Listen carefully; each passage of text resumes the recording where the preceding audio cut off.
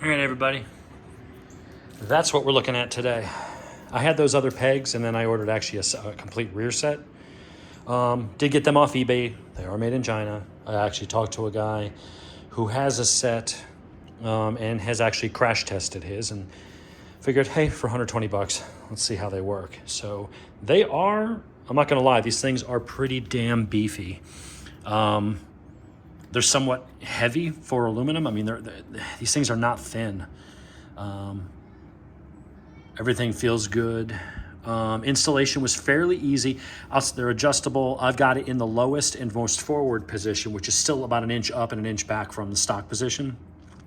But if you want to get real radical, you can do that. It does come with the extension for the shift rod because you're moving it back. You can adjust the leverage on the shift rod depending on what hole. I just put it in the default setting. I'm going to start there and see how it shifts. I think if you move it down here, you get less leverage, but you have to move it less. Whereas you move it up here, it changes the mechanical advantage because this is the effort arm. There's your fulcrum, and there's your resistance arm. The shorter that is and the longer this is pretty much fixed as long as you keep your toe. That is adjustable as well, by the way, the toes. But if you move this up, it doesn't move it as far, but it moves it with more force because you're shortening the resistance arm from the fulcrum. So not to get all high school science teacher on you, but anyway, so you can adjust all that. You can get it in black, you can get it in gold, you can get it in silver, obviously, and there was one other color, I don't remember what it was. I thought about going gold, but on this side I've got the stainless exhaust. The problem with gold and getting it from China is that the anodizing, while the machining seems good, the metal seems solid, I don't know about the anodizing, and over time it might start to wear, discolor. So it's not like I have a ton of gold on here. I mean, I've got silver on the wheel. I've got the stainless exhaust. I've got stainless headers. Stainless. Well, not stainless, but shiny. Whatchamacallits, levers, radiator guard. So there's other silver on the bike. Silver here. So I went with those, so I don't have to worry about color fading or rubbing off from use. The installation was okay, although the lack of instructions, while it came with them, and I'm not saying this to be racially insensitive, I'm saying it because it's a combination of two things, but if you're familiar with the term English, whoever translated it from Chinese, it wasn't like an American person translated it.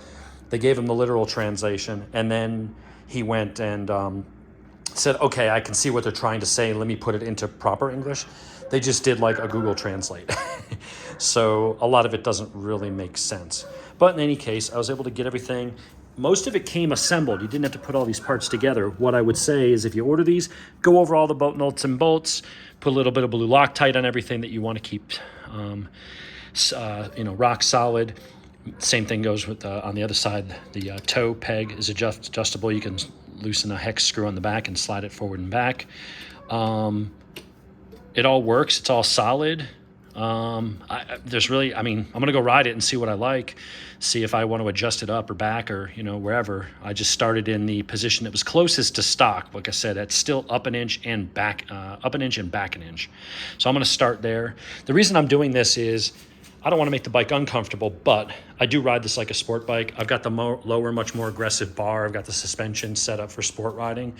And so trying to get it a little bit more like a sport bike stance. While still having the comfortable seat and fairly upright ergos. Trying to find that balance. Somewhere between that cruiser upright, ergos we had in a stock configuration and not something as radical as that. So if I can find that happy medium, that'll give me some of the performance, still some of the comfort. So we'll give a ride review after I take it for a spin at some point, but they mounted up nice. They look good. They seem well made. So, everybody says, from China. It's like, well, a lot of stuff comes from China, including your iPhone. So it really just comes down to the company and whether they, machine it and use quality materials.